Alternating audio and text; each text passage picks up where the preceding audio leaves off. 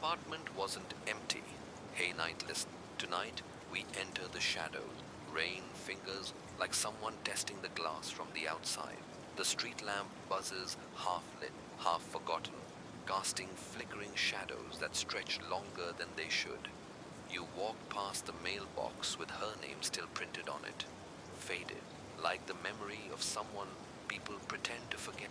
Elena to be gone, disappeared, dead, maybe, but her door, it should have. You step inside with the kind of usually love for nightmare. The air is stale, but not untouched. You can still smell her when something floral gone sour. You've never met her, but you voice from the tapes, cold, methodical, and yet the stereo soft jazz, crackling through an old speaker in the corner. A single light burns in the kitchen, the bulb buzzing enough to make your skin itch. There's a coffee mug in the sink still wet inside. A note reads only 2 words. I listened. You don't know who it's for. You pick it up. The ink smear. Then you hear footsteps above you. A creak on the floor. Deliberate. Heavy. You reach for your but the screen is black. Won't turn on. Of course. There's something unnatural about a place that should be still. A forgotten jacket. A closet slightly a second toothbrush by the sink. You should leave. Any rational but you didn't come here for answer. You came as you already knew. You just want to admit it. The confession they found, typed, clean, legally, airtight, never mentioned me. It never mentioned a second toothbrush. It never mentioned you. And now the stereo clicks off. No hands touch it. You free. And in that awful silence, hear something weren't supposed to hear. A breath behind you. You spin around, but the room is still empty. At least, that's what you tell yourself. But as you turn back toward the table, you see something that wasn't there before. A photograph. Your face, circled in red ink. You knew, but pretended you didn't. It was never about the truth. It was about control. Everyone lied, especially the quiet ones. And her silence. It's starting to sound like a warning. The confession was too perfect. The breath is gone now. Evaporate like a dream slipping behind your eyes the moment you try to remember it. But the photograph remains glossy, old, creased at the corner. It's a surveillance still. Your face, looking over your shoulder on some dim, indistinct street. The red cell around your eyes, accusatory. You pick it up. The back is blank. No date. No caption. Just a faint smudge, like a thumbprint, pressed in ash.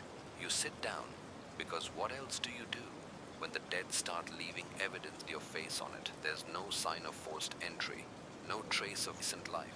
And yet, the stereo, the fresh mug, the photo, all perfectly like an invitation or a trap. Manila on the table next to the stereo. Inside confession. You've read it, but everyone has. It was 6 weeks after she vanished. 3 pieces of cold, calculate names, dates, motives, a signed admission of it for 2 months, and the arson that destroyed evidence. Neat, tidy, too tidy. But now, reading it again here, something begins to itch beneath your skin. The voice isn't heard. Not really. Not in the way you heard it on the recording. This document is hollow, efficient, clean, no detour, no missteps, and absolute no mention, which is strange because not for the but close for the one who flagged the discrepancies in her patient files, who questioned why her last therapy client vanished without a trace. And now you realize this confession mentions every case but his. Micah Delroy, 24, an addict with a history of psychosis. He was last seen looking pale, muttering about dreams where she never know the name, because you who tried to find him, the police barely came. And here, in the complete confession, Micah isn't mentioned, but pretended you didn't. There's a file beneath labeled simply M.D. inside his intake notes, her annotation, and then something else. A single black glove, leather, child side it in your hand, and feel something cold trace up your arm like a whisper. No blood, no ID, but it doesn't belong here. It doesn't belong to her. A not everything she touched.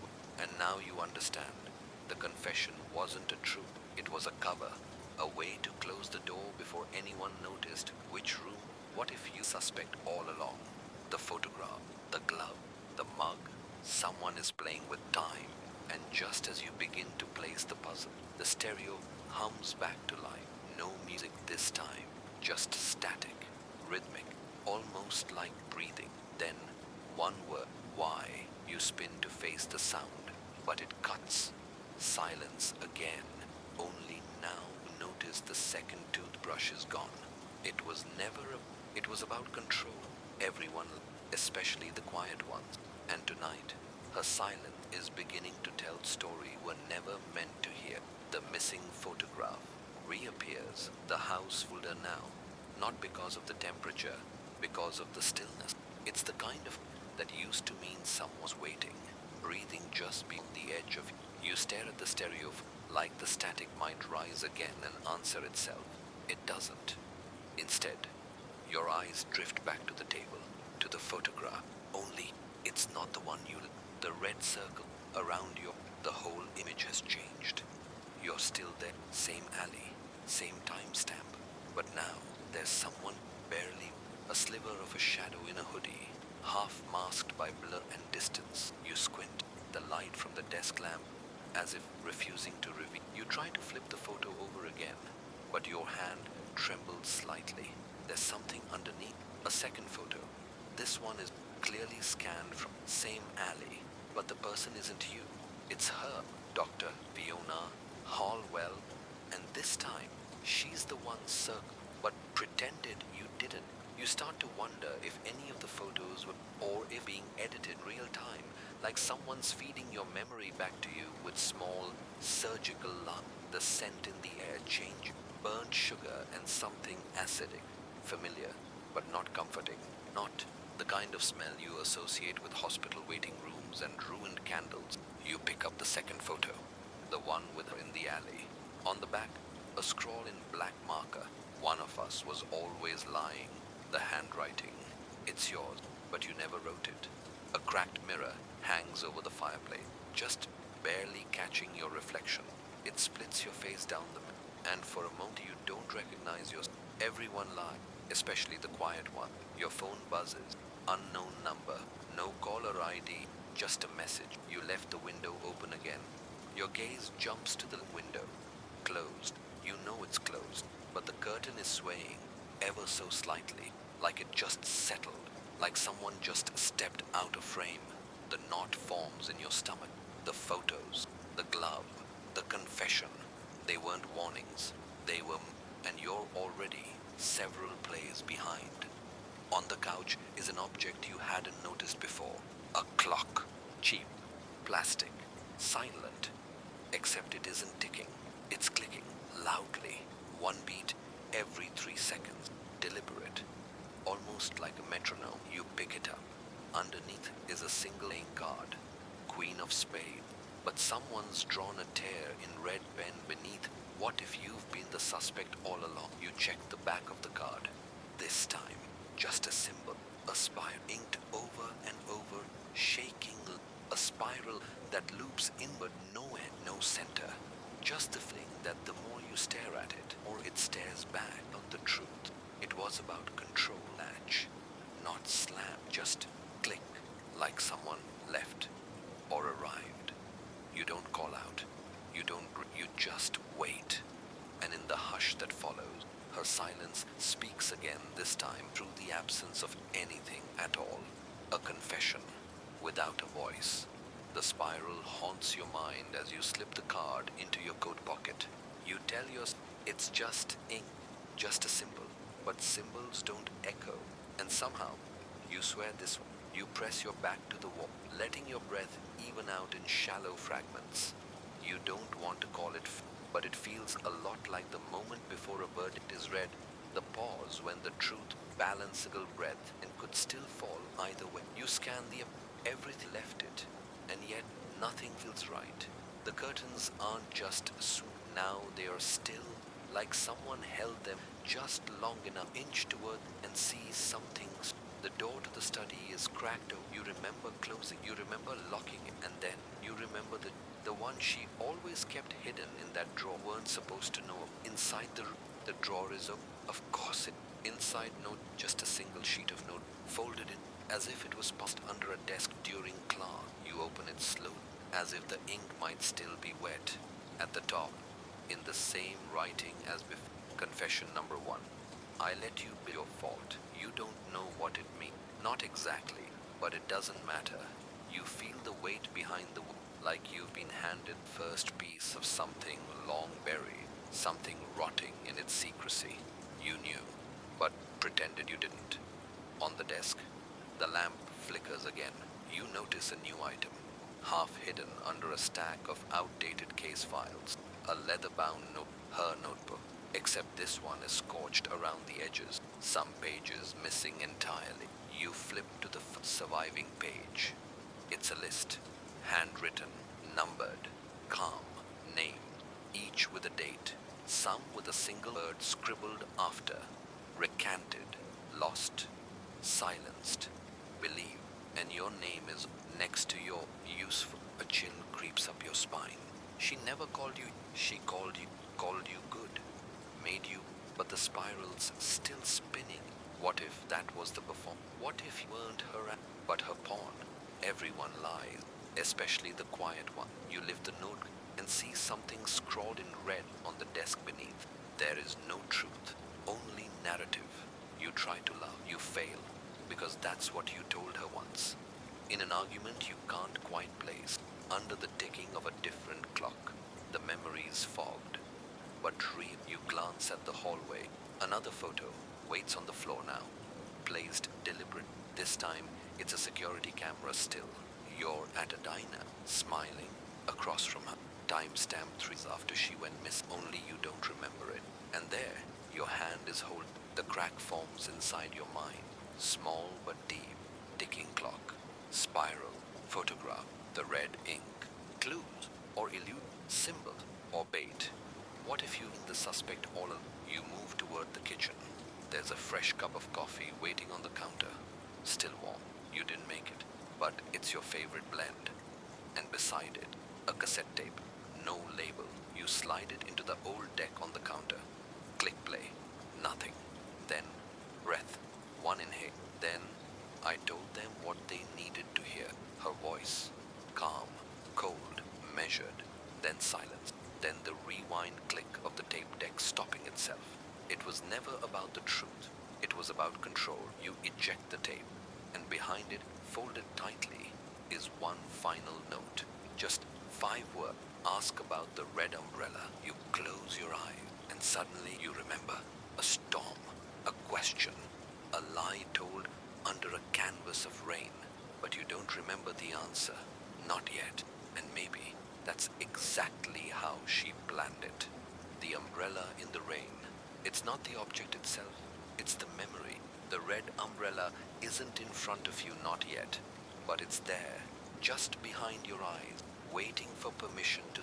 And like a dream too vivid to forget, it comes back piece by fractured piece. You remember the rain, heavy, relentless, a midnight curtain pulled over the city, each drop stitching secrets into the sidewalk. You remember her hand, not holding yours but tugging it to the alley, away from the camera. You don't need to see that, she whispered. But of course you did see it, didn't you? You turned back toward the cold now, abandoned like the question no one wants to answer. The apartment feels tighter, like the wall in sync, and suddenly decided to hold. A ticking sound returns not from a clock, but from the hall. Move slowly, not afraid, just prepared. The sound is you to the guest room. No one ever. That's what you told yourself. That's what you told her. Inside, the windows open a sliver. A soft drip echoes edge. But that's not what stops you. It's the coat on the bed. Your coat, not the one you're. Another, older, forgotten. You don't remember bringing it back here. But there it is, rain-soaked, freshly, and tucked inside the pocket. A red umbrella, folded, still damp. The memory sharpens like a blade. She handed it to you in the alley, right after the right before you didn't see any. She'd said, because you weren't there. But I was. No, she interrupted. The whole time. That's the lie you told them. The lie that stuck, but pretended you didn't. Back in the guest room, something else, a matchbook, and pick it up. On the cover, the Tanager Club, a place that shouldn't exist anymore, burned down. Inside, a name is scribbled, and under it, one word etched in all caps. Watch. You glance around the room as if expecting eyes, but it's not eyes. It's something deeper, a knowing. You head to the living where the TV's already on. That's not right. You never turned it on, but the screen blew static.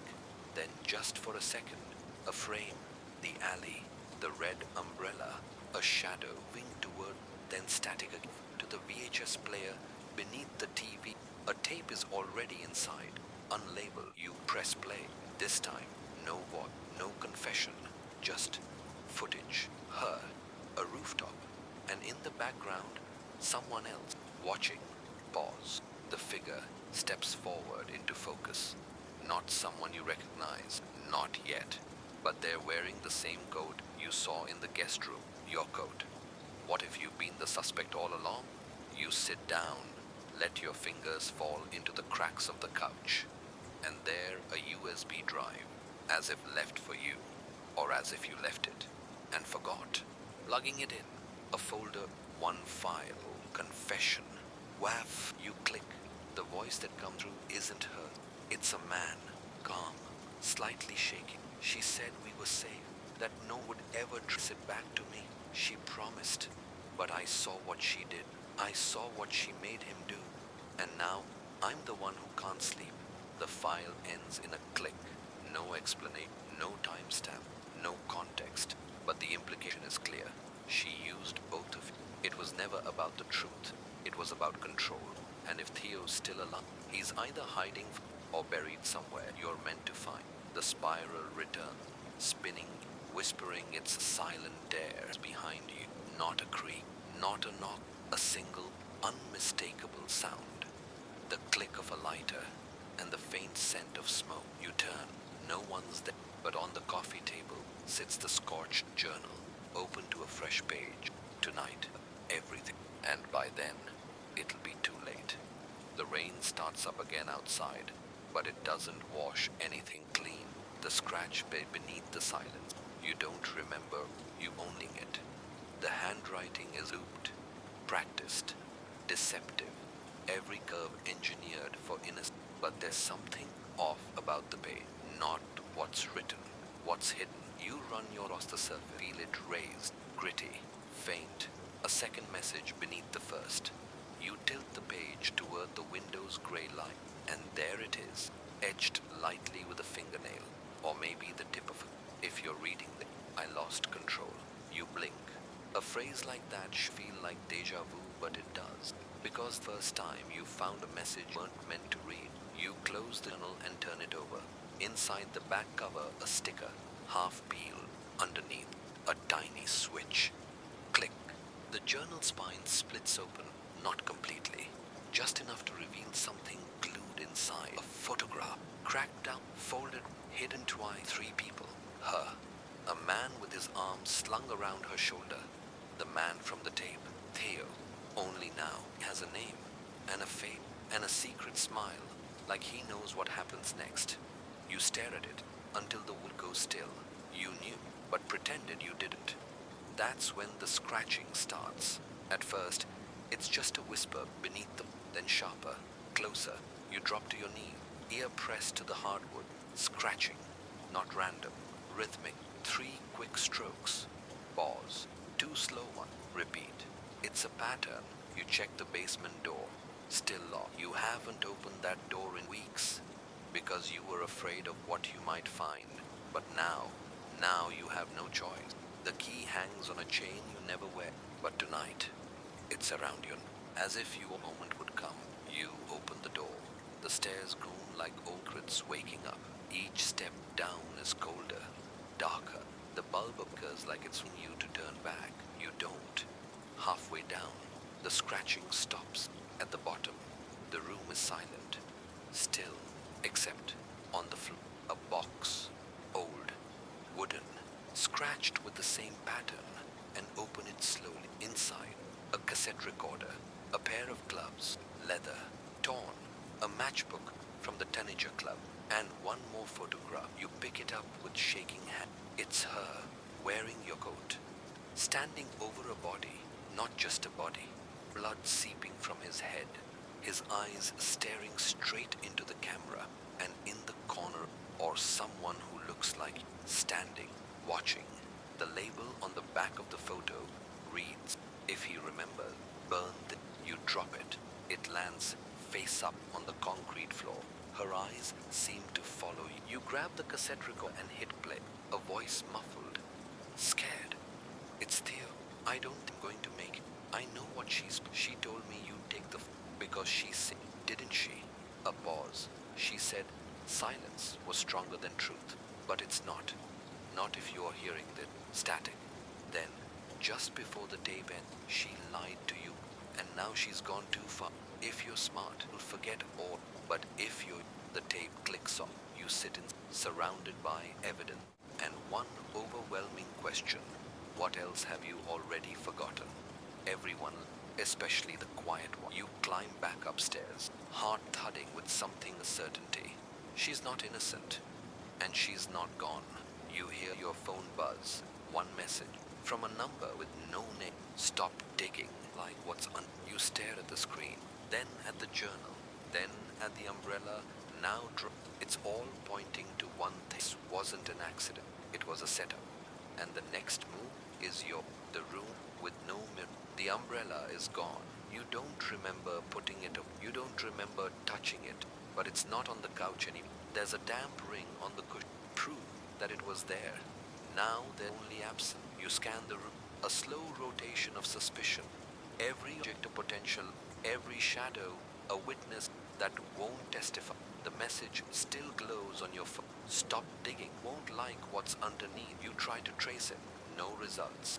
No origin. Just another ghost in the machine, ring threads into the wall, but pretended you're in the drawer in your desk where you've hidden the file. The one marked Mara, Incident A, inside clipping, notes. A witness statement from a neighbor who died 2 weeks after filing it. He described a scream, a woman, then silent. What's strange isn't what he heard. It's what he didn't. No struggle, no second voice, just the scream. You flip the page. There's a photograph tucked inside. A crime scene. The alley behind the Tanager Club. Blood on the concrete. No body, but something drawn in it. A spiral, like a fingerprint or a trap. You touch it. Not the photo, the memory. Because you, not just after, before. You remember the spiral. You just don't remember why. What if you've been the suspect all along? Your hand tightens around the photo. And that's when there's something wrong with the reflection in the glass of the frame behind your desk. It's not your face staring back. It's hers. She's standing behind you. You spin nothing, but the hair on your arms is standing straight.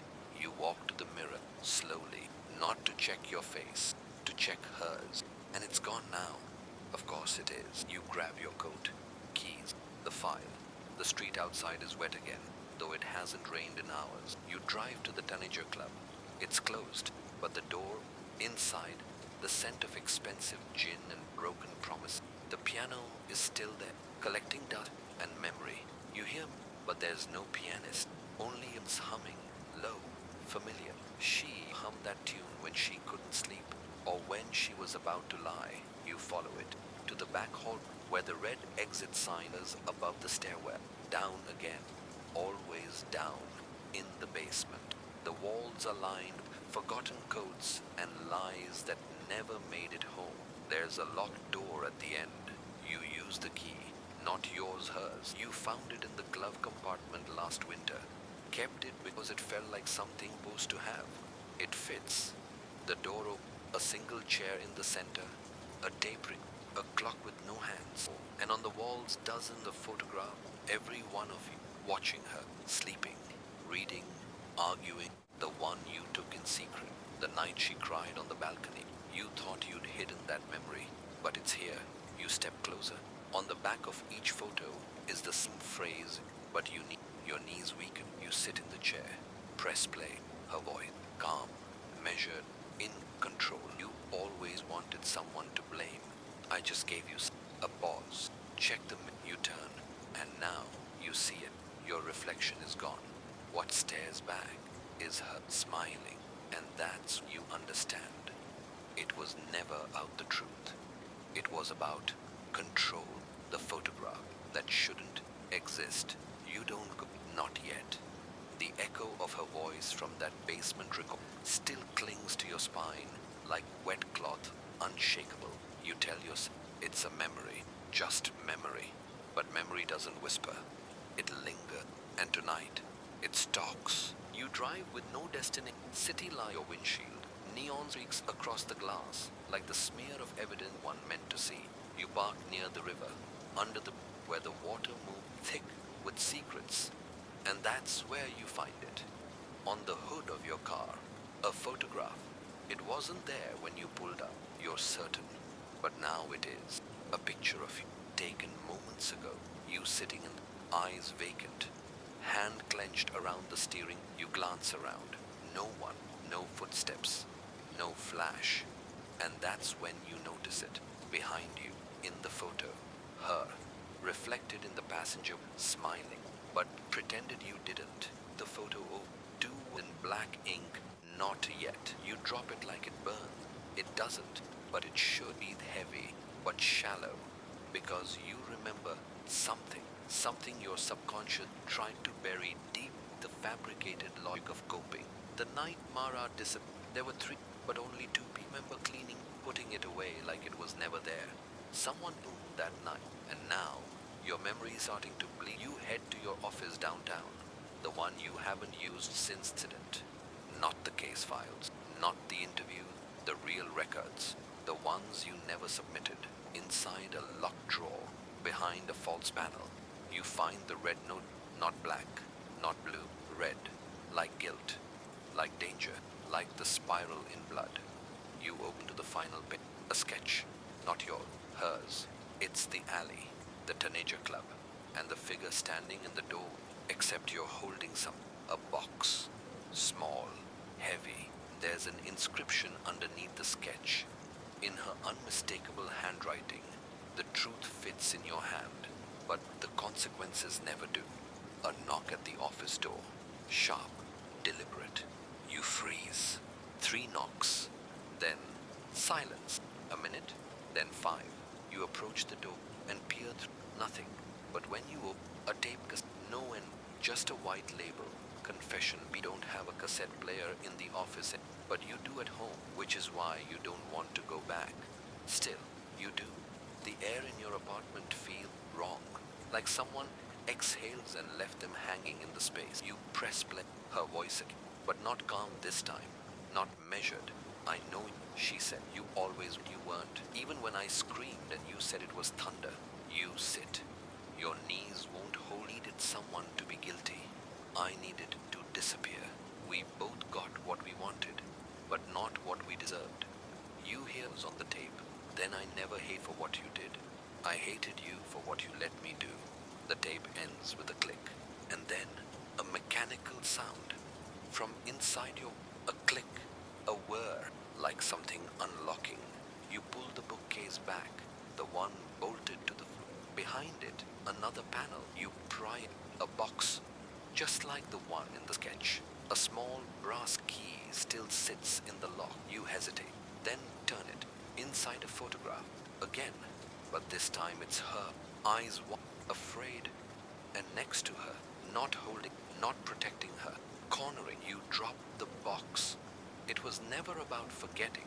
It was about refusing to remember.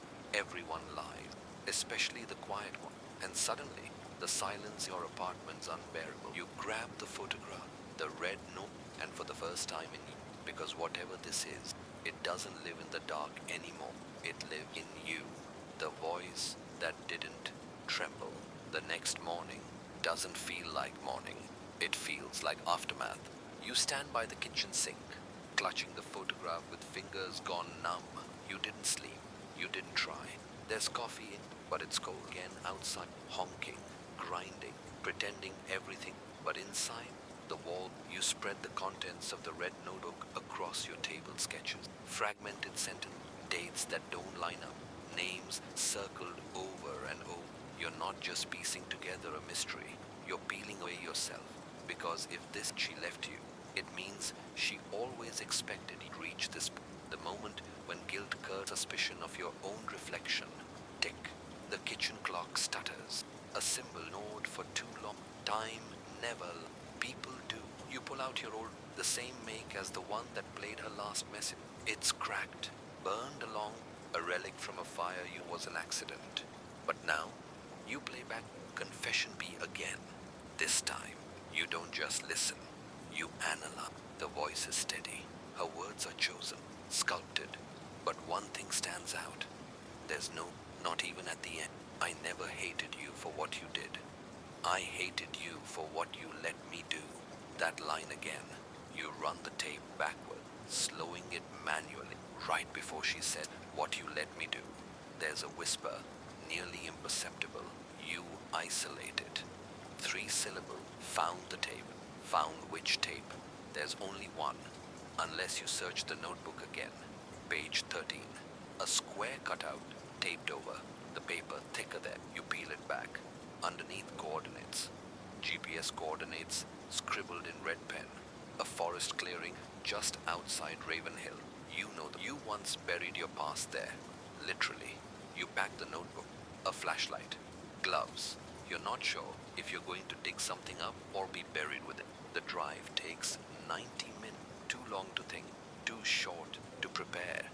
You park near the tree line. Dusk is crawling in. Shadows stretch like accusation. The clearing is untouched mostly, except for the tree stump, newly sawed, clean cut, and something wedged into the bark, a small brass crank. You turn it. A panel opens in the base of the stump. Inside a tape, labeled Confession, and a key, not metaphorical, a real, rusted, heavy as sin key. You turn it over in your hand. Engraved R13 Route 13. You know exactly where. The old motel on Harbor Road. Condemned. Abandoned since the fire. Since her disappearance. Since your last lie. You drive straight there. The parking lot, but the door to room 13 is unlocked. Inside, dust. Rotted wood. Echoes of a story nobody ever told right. And sitting on the bed. Perfectly centered. A player. The kind made just for one thing.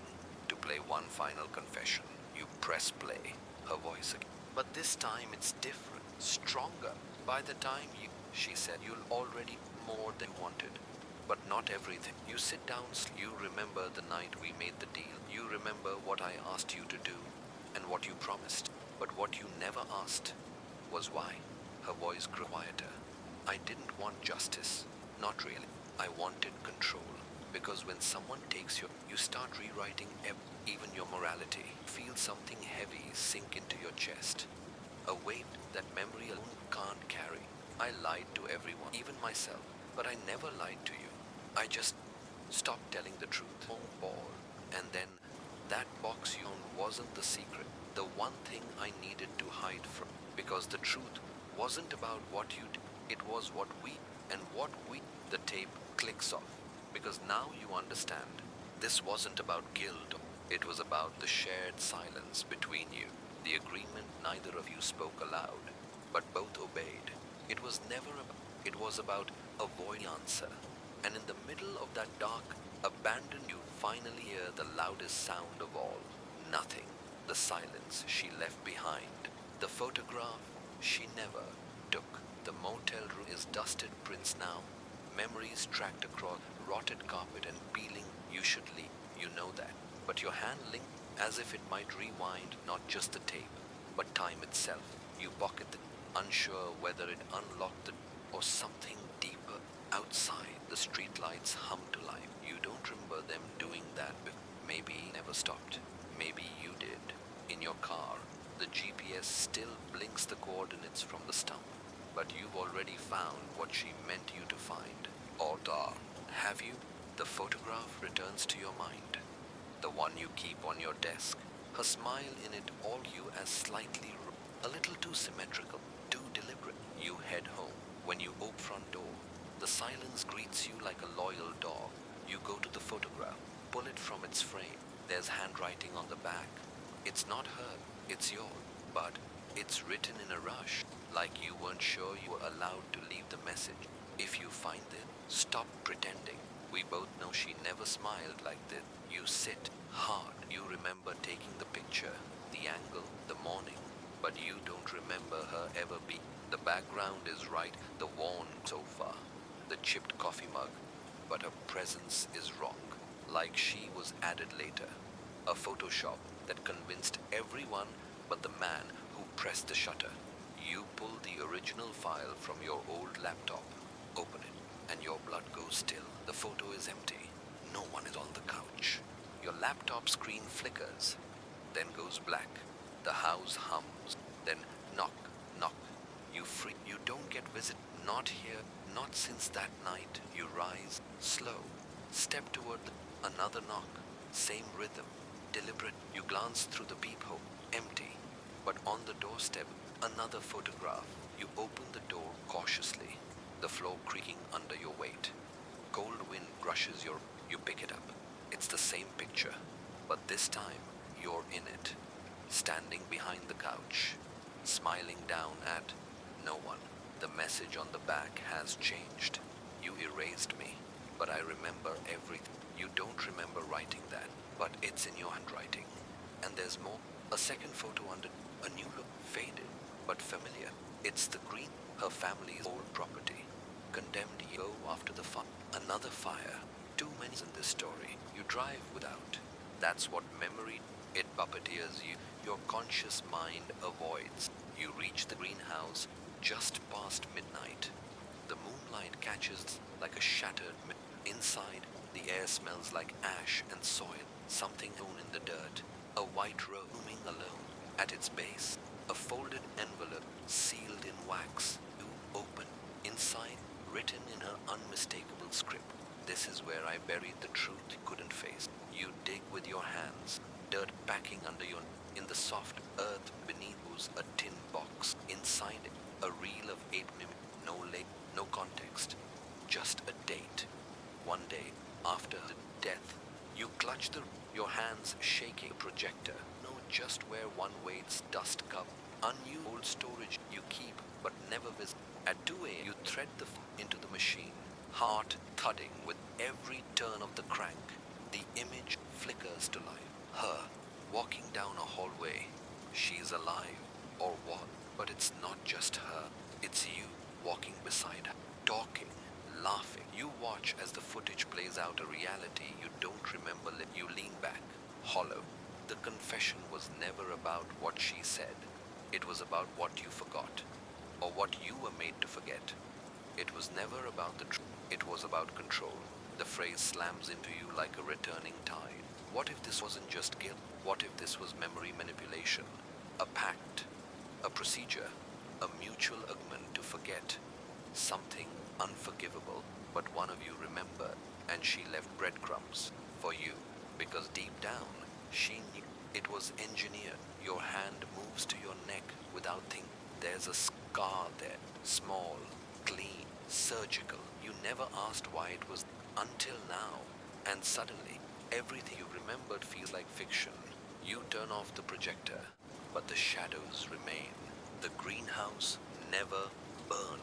The next morning doesn't come, not in the way it used to arrive, with sunlight on skin and the familiar routine. This one feels like a hangover from a memory you didn't choose.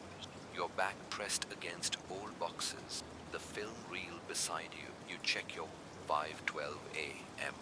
But the sky outside the cracked door still loosed, purple and vague. You check your phone. No service. Again. The projector sits in front of you like a relic from a dream, but the film still plays in mind. Her smile, your voice, the corridor behind you, the way you content, not haunted, not hollow. That were you was someone else, someone before the truth. You pocket the reed, lock the unit, but even the lock sounds wrong, hollow. You drive back to the greenhouse. You have to see it again in the day, but when you are, it's not burned. There's no charred roof, no collapsed frame. There's a man watering orchids inside. You step out of the car slow, eyes wide. Excuse me, you call through the cracked door. He looks up, friendly, normal, insane. This place was abandoned, you say. He chuckles. Not in the 10 years I worked. You're probably thinking of the Holloway property 2 blocks over. That one burned down after lightning hit the. That's not what you remember.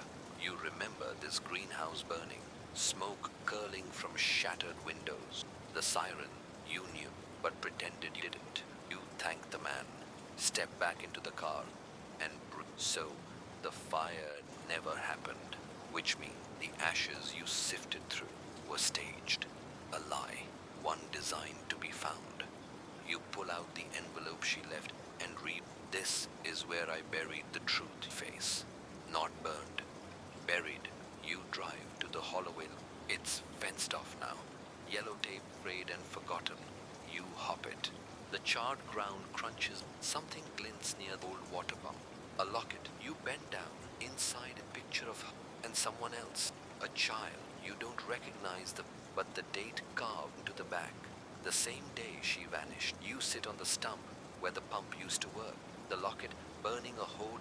This wasn't about her death. It was about the bird that died. The life she kept hidden. Everyone lied, especially the quiet ones. You try to remember again. Was there ever a child? A time she left unexpectedly. A hospital visit. You can't make it fit, but someone can. You drive back to the town records building. It's still open. One tired clerk. He doesn't look up when you ask for access to the sealed archive. You flash an old badge you kept from the force your favor pass. It works. In the back room, dust hangs in air like accusation. You scan file after file. Then you find it. Her file, sealed, unredacted, barely touched. But there's a supplemental report tucked inside, handwritten, unsigned. Patient expressed confusion about timeline inconsistency. Memory loss appears self-induced. Possible trauma-related dissociation. Request for withdrawal of child's adoption application noted and denied. Patient left facility voluntarily same day as incident. Adoption. A child. She tried to adopt and they wouldn't let her. Then she disappeared. And all this time, she let you. But why? Feel the nausea build. It was never about. It was about control. You return the file. As you notice something on the lobby wall. There's a framed staff photo. You've passed it 100 times.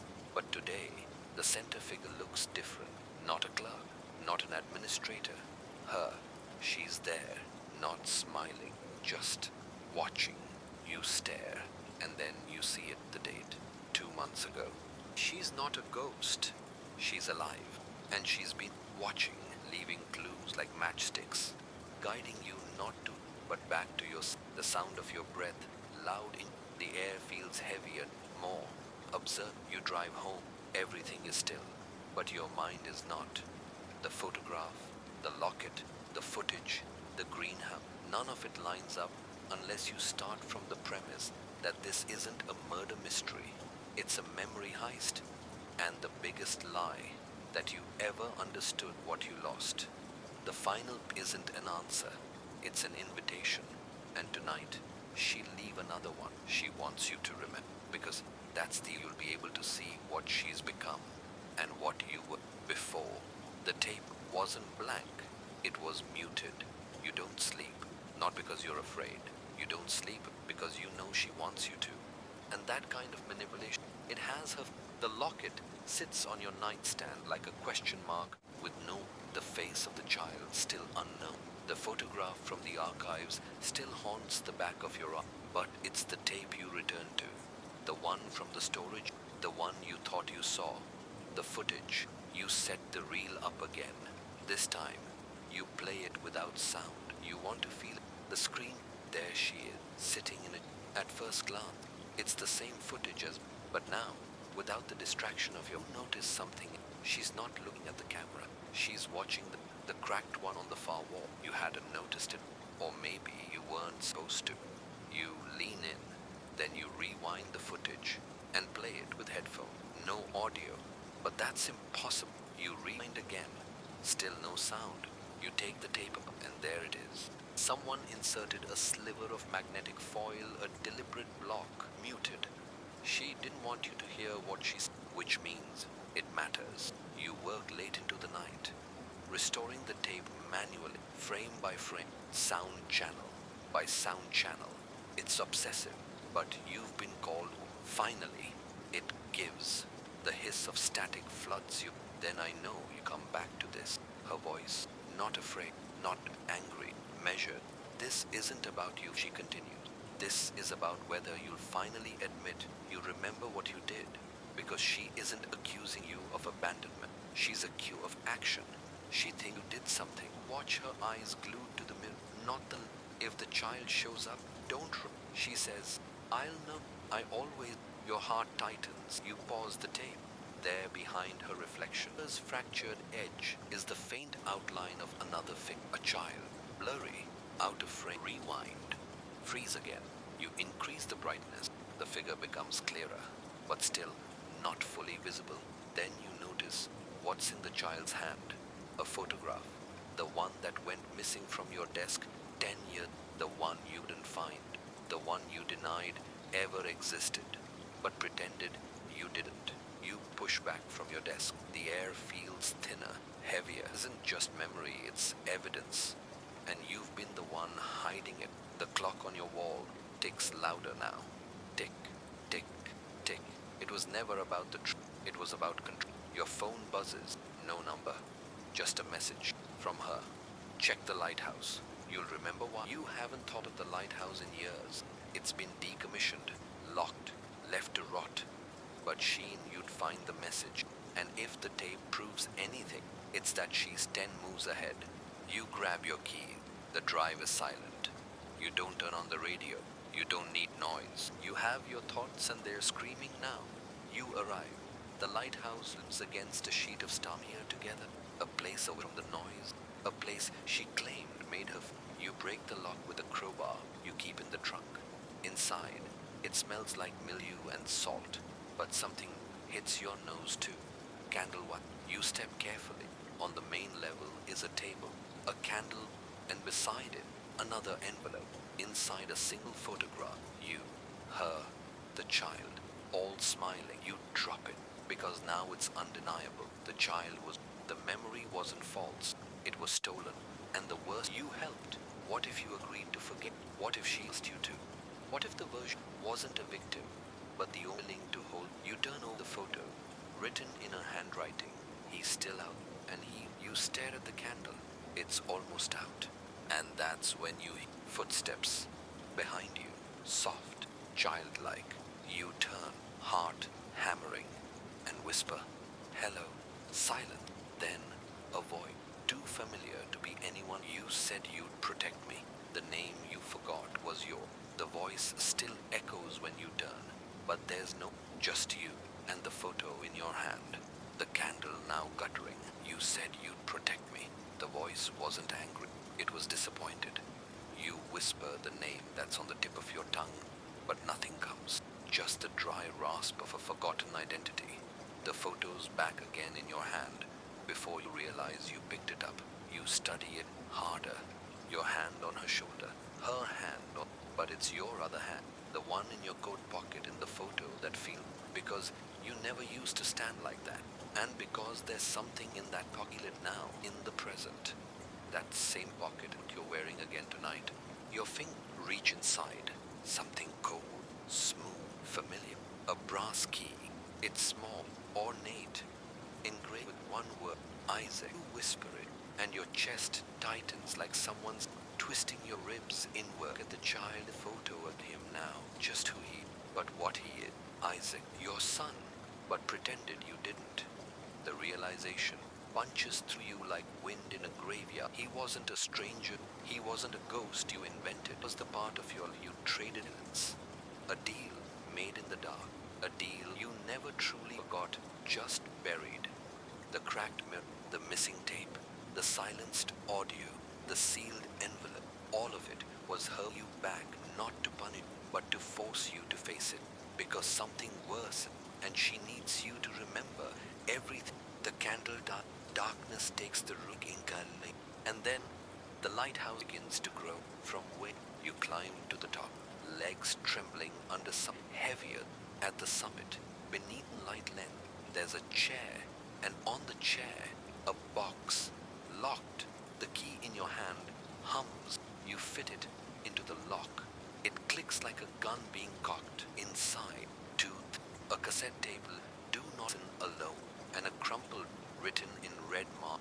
If this plays backward, it's already too late. You pocket the note and slot the cassette into your old Walkman. You press play. The tape, and you, softer, younger, guilty.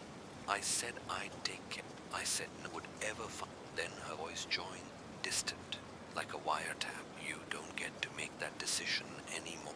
Then a pause. Then the sound of a child, but the laugh fades in reverse. Backwards, mind. It happens again. This time, you hear something under the laugh. A second voice, layered low, too distorted to identify, until it says, Isaac never left. He just learned to wait.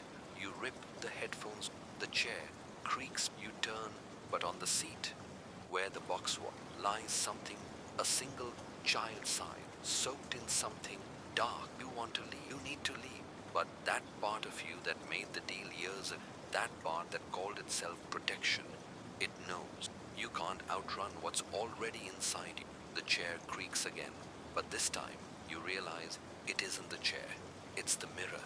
There's a small, old hand mirror nailed to the lighthouse wall, tilted down, and in its reflection only, it's not you, it's him, older, standing where you are, wearing your holding. He looks at you, then slowly tilts his head, as if you imposter. It was never about the truth, it was about control. The mirror not from pressure, from inside. You step back, but you're not sure which part of you it, and from behind, that voice again, closer, this time whispering, say my name, or I'll take it back. You open your, but all that comes out is silent. The tape that spoke in two voices. The silence doesn't end. It stretches into the corners of the lighthouse like seeping into your teeth, your lungs, your memory. You're not even sure, but then click.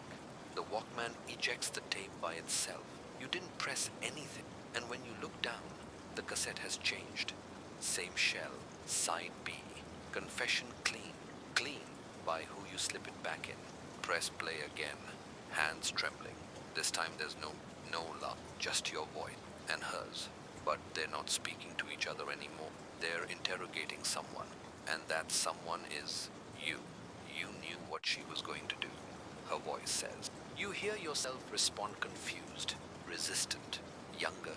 No, I didn't. Then why the recorder why the why the bleach in the trunk? Your silence on the tape is more terrifying than anything spoken. The gloves. You look down at the glove still resting on the chair. It's missing the thumb, and so is the photo. The child in the photo. You remember now the right hand had no thumb, not because of it, but because it was edited out. But pretended you didn't. You grab the glove. It's heavier than cloth. Inside, tucked in the lining, is a flash drive. You have no laptop here, but something new. This is what the silence has been hiding. The tape stops again. Another click. Another voice. Not hers. Not yours. A new one. Male. Older. Measured. She's coming back for it. And then static. And then, if you're hearing this, you've already let her in. The window to your left fogs up, like someone's breathing against it. You wipe it. From the other side, 4 letters are smeared in condensation. I say, not the full name, just the beginning. You stagger back, trip on the tape recorder. It hits the floor, but doesn't break. Only you're no longer in the lighthouse. Not real. Everything smells like antiseptic now. The chair becomes a metal bed. The wooden floor becomes tile. The fog window is a cross-hatched with wire in a hospital, or something made to look like one. There are papers stacked by the door, all stamped, case review, declined in red ink. A single file sits on top. A patient profile. Name, Isaac R. Calhoun Guardian, redacted. Status presume. Everyone lied. especially the quiet ones. A gun, it passes in front of the room. The sheet with the face of the small lying atop it has a stain. 5 finger, no thumb. The glove. You're not sure if you scream or just think you do. The room shifts again. Your coat is gone. Your hands, both. Your form now. A badge you don't recognize. A number, not a name. And outside the window, she watches that same woman from the tape, from the interrogation, from the night you forgot. Only she's not haunting you. She's keeping you inside. Because maybe you're not a victim. Maybe you're the one who never It was never about the truth. It was about control. You sit down, the glove still warm in your palm. The mirror to your right is cracked. You press your finger against it, not to break it further, to check if your reflection does the same. It does. Your body chills. The reflection doesn't mimic you. It stares back, unmoved, until it smiles and whispers, "She lied to save." A pause. "But I won't." The folder with no or you don't. Not because you're paralyzed, but because you're awake, and right now, you'd rather this be a dream, a particularly cruel, stitched together by memory lapses, fake voices, and mirrored betrayal. But the folder on the desk doesn't vanish. It pulses, not literally, but in that eerie psychological. Things demand to be noticed. Reach for it, fingers trembling. It doesn't have a name, just a black sticker, no writing, no symbol, no nothing. Blankness like that means two things. It's meant to be hidden or meant to hide you. You open inside only one page. A medical patient confidential diagnosis, persistent dissociative fugue, risk factor, high, treatment, memory suppression, trial phase 3, approved, date of termination, null. You blink, then, scribbled in pen, your pen just beneath the printed lines. She remembered. It don't make sense, but the feeling they stir inside you does. You remember the sea. You remember the of drowning lungs, not with water, but with truth. You remember you remember watching, doing nothing. You knew, but pretended you didn't. You close the folder, but something scratches under the edge of the desk. No, not the edge. The underside. You reach beneath and find a taped object. A key, no tag, just cold steel and rust. It up to the light, and it shines for a second, just a second, like it wants to be you. But then something clatters in the hallway. Footsteps. Not just one pair, multiple. Boots. Dragging. Approaching. You slip the key into your palm, hiding it. The door handle. Someone's testing it. You scan the room. No other exit. The mirror. It's wide, large, and slightly unlatched. You wedge it open. Behind it is not wall. It's brick. Red brick. Narrow corridor. You squeeze. The space is dark, filled with dust and breathy, but at least it doesn't echo like the voices you've left behind. Every brick feels like a breadcrumb, every turn like a dare. The flashlight on your belt, when did you get a belt, flickers to life. You shine it. There's a door at the end of the tiny, warped with age, and a key fits. But as you move closer, you see this across the door, a handprint, small, childlike, red. You pause, because part of you recognizes not from a memory, from a photograph, the one missing, the one with moved thumb, a glove, a child, and you insert the lock groans, but doesn't as it opens. Light pours in natural, blinding, disorienting, but it's not an exit. It's another room, a child's wallpaper peeled back like a crime scene, crayon drawings that bleed into the hardwood. A tape recorder sits on the nightstand. Blinking, you press play. Her voice, older now, says, "If you're here, it means they let you remember." A pause. Then, cold as steel, "I didn't protect you to make. I protected you." Finish what I started. Click. End of tape. The room vibrates, but not physically, emotionally. Something is not someone. Something, a presence that feels like justice and sewn together. On the wall, written in crayon, looped 100 times. It was never about the truth. It was about control. It was never about the truth. It was about it was never, "You back away," but the floor creaks too loud. Behind you, The tape clicks again. You didn't press any. Rewinds itself.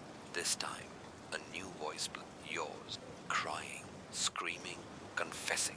You turn it off because you don't want to hear what you said. The letter she never mailed. The tape recorder sits silent now, but the echo of raw, admitting things you didn't know you remembered, lingers in the air like static. You close the lid slowly, as though that might trap the confession back inside. It doesn't. Your eyes sweep the room. It's a child's room by decor, but no child ever lived comfortably here. Everything feels staged, meticulously haunted. The kind of place people visit in dream, but always scream. On the dresser, there's a yellowed, untouched by dust, addressed in slanted script to nobody.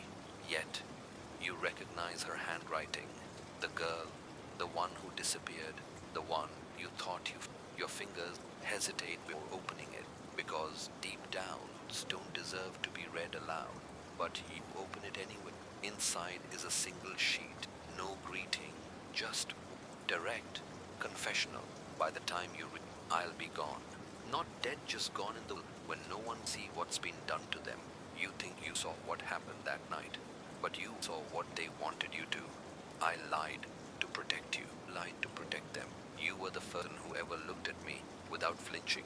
So, I need you to look in the basement, beneath the red tile. That's where the truth lives. Bring a shovel, bring yourself, leave everything. You stare at the words, and they burn themselves into your memory like cigarette smoke. Everyone lies, especially the quiet one. You fold the letter back up and slip it into your coat. It weighs nothing, but it feels like it does. Like a sentence waiting for a judge. You leave. The corridor hums with tension now. As if the building itself you've touched, something forbidden. You retrace your steps through the narrow hall, back through the mirror-slit door. The main office is empty again, except for one change.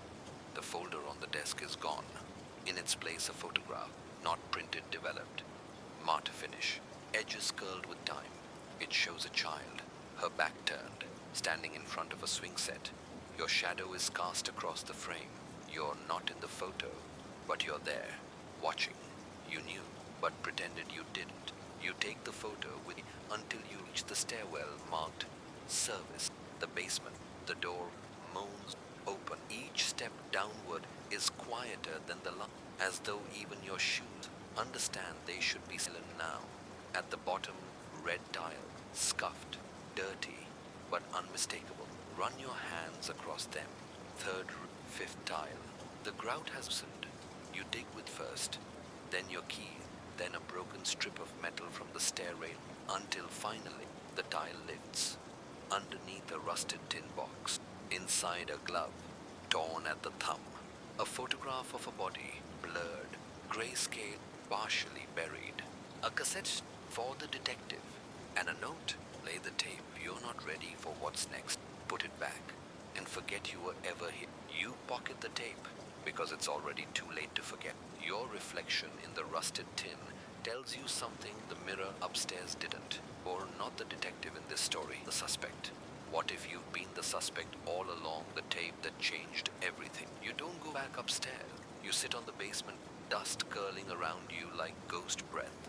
The tape in your palm feels oddly as though it remembers or screamed into. There's a player nearby, a dusty old Walkman, tucked into the corner of the storage shelf, like someone meant for you to find it. A pair of frayed foam headphones dangle from its side, but pretended you didn't. You slide the tape in, press play. There's a pause longer than it should be, then static, then a breath, not yours, hers, and then the hollow, flat, controlled, not calm, too controlled. If you're hearing this, then you found the letter. That means you know where I am, but you don't know, not really. You've guessed. You always guess. You think justice is about the rules, but rules are just the lies we agree to live by. You remember the night wrong. You remember you close your rain hammers the pipes overhead. You smell mildew, copper, something else, something animal and wet. That night, I didn't scream. That's what always gets people. The silence. It unsettles them than the violence. I saw him first. Not you. You were just standing the flashlight like a coward holds the truth. You didn't stop him, but you didn't join him either. You just watched. It was never about the truth. It was about control. You gripped the player tighter. The headphones buzzed, and her voice quieter. Not weak, just closer to the book. You made your choice. Detective, you chose silence. Do. So I gave you mine in return. But now it's time to trade secrets. Listen carefully. You flinch as a sudden sharp noise cuts through the tape. Metal on bone. A thud. A gasp. Then her voice returns composed. Like she's read own obituary. I didn't kill him, but I buried what he left under the chapel with the others. The others find the tape just to be sure you heard that right. Others. The hallway behind you. You spin around, but no one's there. Still, you check your back pocket. The photo.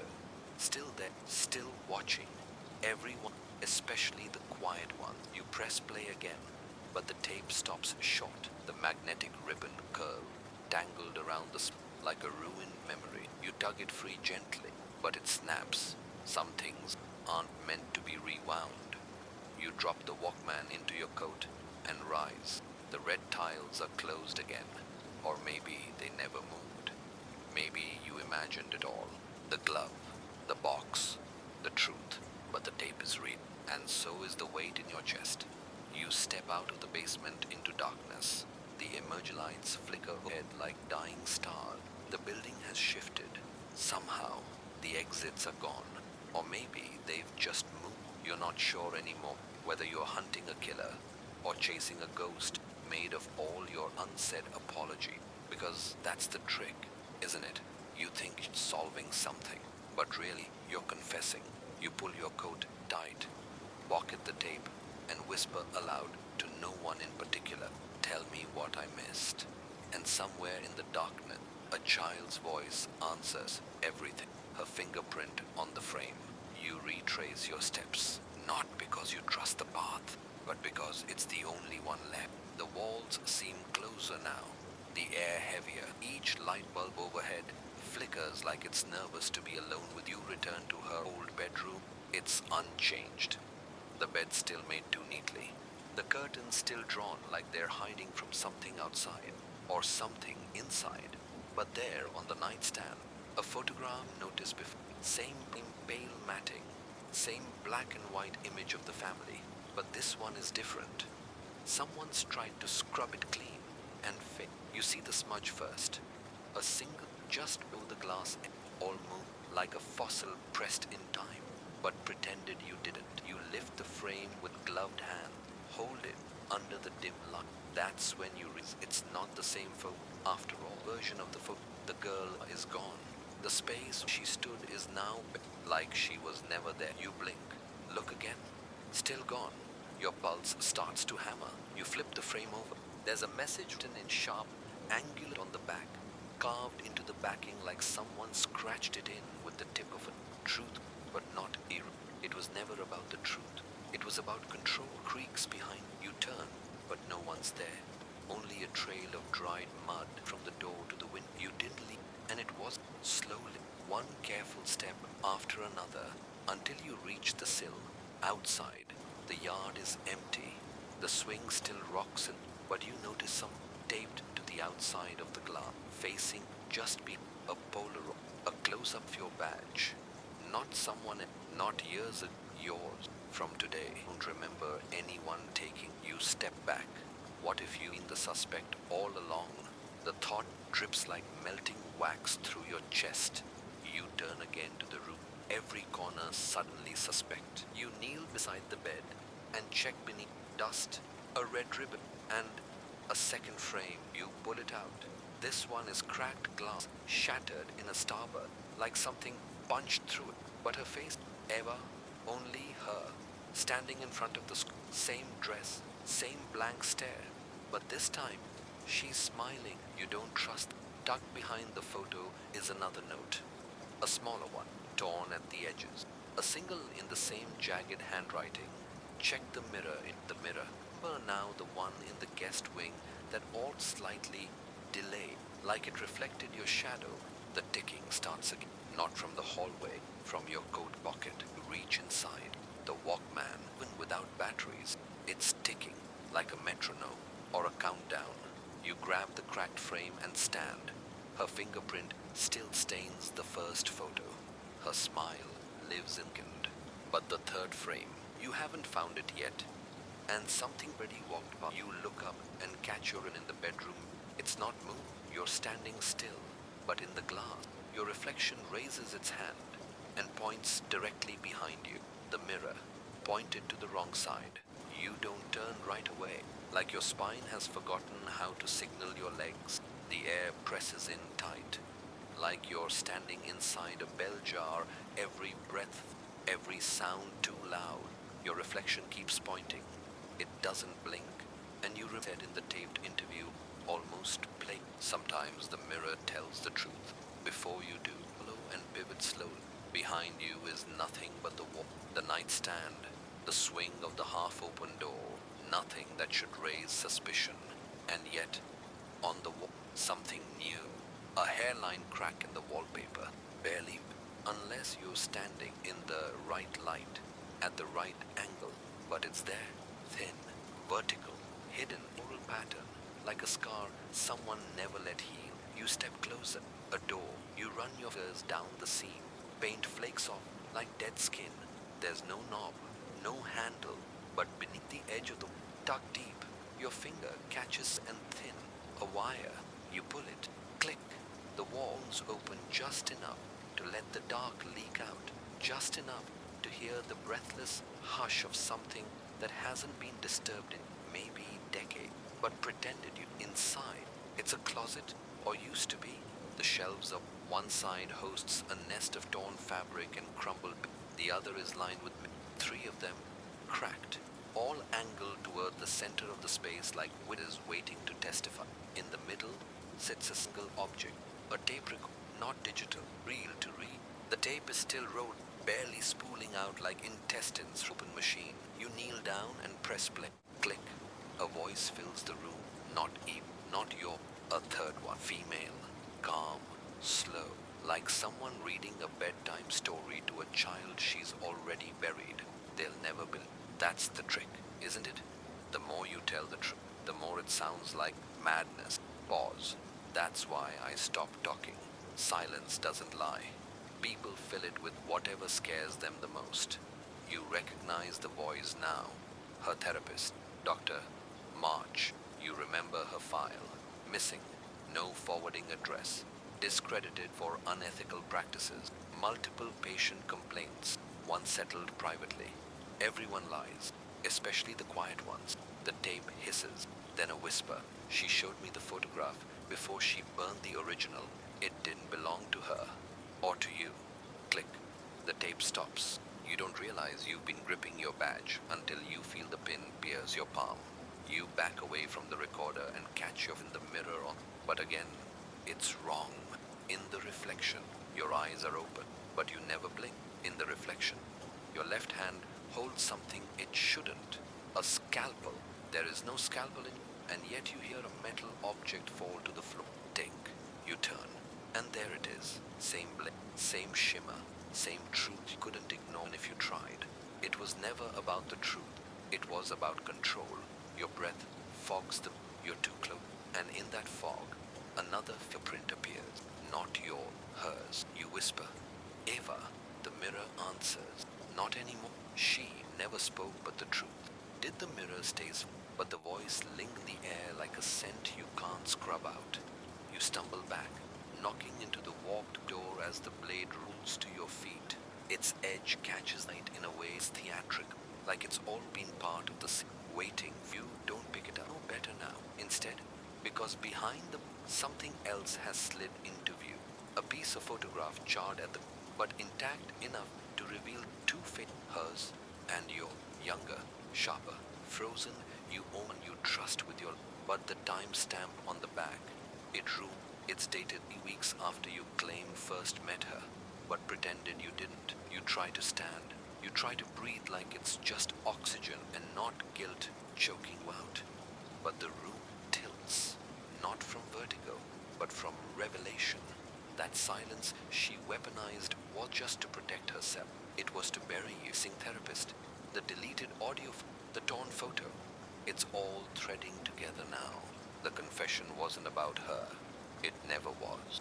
It was about the frame, the narrative, the neat little story where you were the one trying to save her. But maybe she didn't. Maybe she was the only one telling the truth, and she knew the way to make it was to stop speaking entirely. What if you've been the suspect all along? The lights flicker. You turn slowly. She's in the doorway. Not a ghost, not a hallucination. Flesh, bone, silence. Her eyes don't blink. She doesn't look afraid. She looks free. You raise your hands, not in surrender, but to show her you're not holding, that you don't have any. She steps into the room, her fingers on the edge of the, wiping away the fog. You half expect your own reflection to disappear, but it doesn't. It just smiles. Her lips part for the first time in hours, maybe days. You finally saw it. You nod. There's nothing else to say. She kneels beside the tape recorder, presses rewind, then play. This time, your voice fills the space, garbled, clipped, but there's no mistaking it. You hear lying about the case, about the timeline, about her, and she sits, patient, calm, like she knew you'd get here eventually. It was never about the truth. It was about control. The tape ends. She doesn't touch you. She doesn't need to. She just stands and walks out. No doors slam, no siren, no dramatic chase, because the game's already over. All that's left is whether you'll finally tell the story straight or stay quiet like she did, because now the silence belongs to you, and it's deafening. Final wind down. The story, but the room still feels occupied, not by her, by what she left behind. The air hasn't moved in minutes. The tape recorder has long stopped spinning, but the confession you, not her, still in your head, like a nursery with a hidden. She didn't say a word. She didn't have to. You do the talking eventually. Rain kisses that sounds too deliberate to be natural. Sit with your back against the wind, not out of fear, but understanding. Because justice was never blind. It just how to look when the truth. You had every in your hands that didn't the version of events that kept your conscience clean. But silence doesn't burn. It lingers. It waits. The mirror is still a forklift, clear as judgment. You look at yourself and try to find, but all you see is someone who once believed they were the one telling the truth. You're safe, but not certain. The photograph will stay. The tape will spin again. And maybe, just maybe, when someone else listens to it, they'll hear not just the lie, but the moment you stop pretending not to know. Let the silence keep watch tonight. And remember, she never needed to scream. She just needed you to listen. End of script. And watch your back.